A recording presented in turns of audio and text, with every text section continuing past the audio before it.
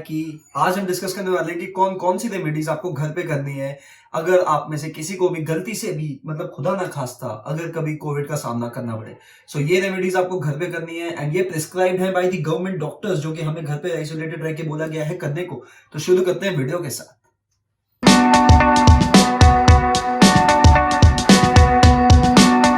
Guys तो शुरू करते हैं वीडियो के साथ। तो सबसे पहले मैं आपको बता दूं कि ये है मेरा डे 3 ऑफ आइसोलेशन एंड अभी तक जो मेरे को सिम्टम शो हुए हैं वो बहुत ही माइन्यूट है एंड मुझे नहीं लगता कि ये कोरोना की वजह से, बिकॉज ये इन जनरल सिम्टम्स है। सो बेसिकली हो क्या रहा है मेरे साथ कि मेरे को 3-4 घंटे में एक आधी बार खांसी आ जाती है ऐसी होती है, तो इसमें कोई डरने की बात नहीं है। एंड सेकंड चीज क्या होती है कि जब मैं सुबह सो के उठता हूँ तो हल्का सा 5 मिनट के लिए मेरी नोज ब्लॉक रहती है, लेकिन उसके बाद वो सही हो जाता है। सो ये भी again basically change of weather की वजह से, बिकॉज मुझे इससे पहले भी होते आया है।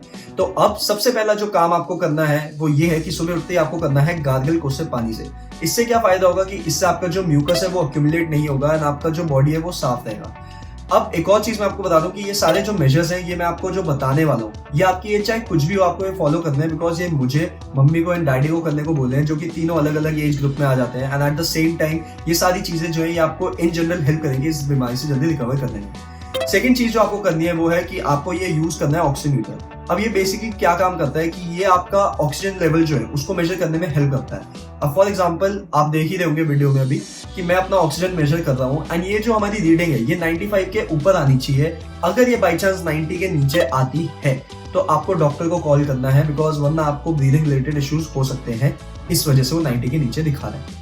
इसके अलावा थर्ड चीज जो मैं यहाँ पे बताना चाहूंगा वो ये है कि आपको लेनी है स्टीम। जी हाँ, स्टीम आपको लेनी है पान पत्ते को क्रश करके and at the same time potato peel को डाल के, ताकि आपको जो जल्दी है, इसका मैं कहा गया था कि इसका मिरेकलेस इफेक्ट होता है, सो आपको ये चीज करनी है।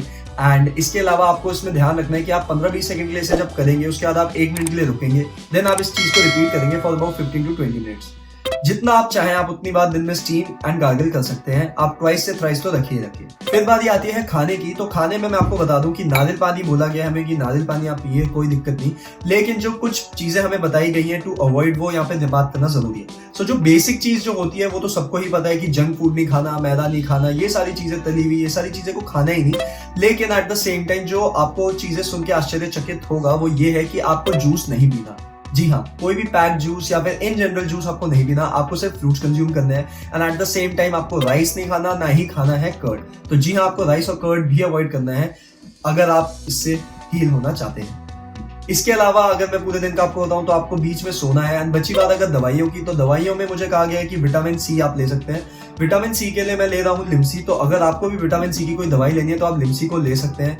एंड साथ में आप चाहें तो आप मल्टीविटामिन भी ले सकते हैं, जो कि एडवाइस किया गया है। तो मैं यहाँ पे ले रहा हूँ सुप्राडिन मल्टीविटामिन। अगर आपके पास कोई और मल्टीविटामिन है तो वो भी पर्पस सर्व करेगी। हाउएवर ये सारी जो दवाइयों का मैं आपको बता रहा हूँ ये आपको स्टिल एक बार डॉक्टर से कंसल्ट करना चाहिए। इन जनरल मैं आपको ये जरूर बता रहा हूँ कि आपको विटामिन सी के लिए बोला जाएगा, आपको मल्टीविटामिन के लिए बोला जाएगा। एंड अगर आपको हाई फीवर हो रहा है या बॉडी एक हो रहा है या पेन हो रहा है बेसिकली, तो आपको पैरासिटामोल लेनी है। अब मुझे मेरे डॉक्टर ने कहा कि अगर आपको ऐसा हो तो आपको लेनी है, बट मुझे नहीं हो रहा तो मैं नहीं ले रहा। लेकिन उन्होंने कहा कि बाई चांस जैसे कुछ लोग हैं जिनको शायद बहुत सीवियरली ये चीज फील हो रही हो, तो वो दिन में मैक्सिमम 3 से 4 बार ये गोली ले सकते हैं, उससे ज्यादा नहीं। And at the same time आपको बता दूं कि अगेन आपको एक बार डॉक्टर से पूछ लेना है इस चीज के बारे में। एक और चीज जो मैं यहाँ पे हाईलाइट करना चाहूंगा कि अगर आप सोचें कि एंटीबायोटिक ले ले, तो जी नहीं, एंटीबायोटिक लेने का फायदा नहीं होने वाला, बिकॉज एंटीबायोटिक वायरस पर काम नहीं करती। सो अगर आपको एंटीबायोटिक कोई दे रहा है तो आप समझ लीजिए कि उसका कोई फायदा नहीं होने वाला।